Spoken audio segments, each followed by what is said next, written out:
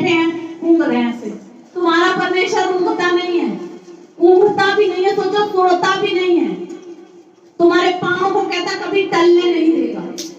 अगर तुम अपनी नजरों को पर्वतों की ओर लगाओगे, अगर उन पहाड़ों को, हालेलुया, पहाड़ों को देख के और अपनी नजरों को यहूदी की तरफ जब ऊपर उठा के देखोगे तो उसी नंगी तलवार लिए हुए वो खड़ा है।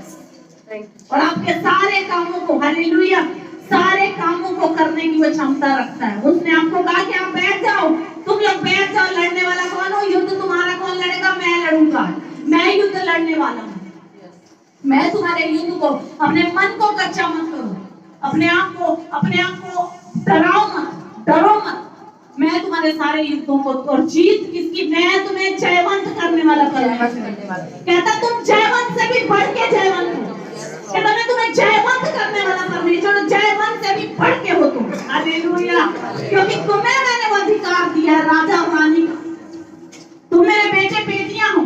तो बेटे क्या अपने बेटों को, अपने बच्चों को लड़ने के लिए भेज देते हो? आपने अपने बच्चों को कभी लड़ने के लिए भेजा है? कभी नहीं।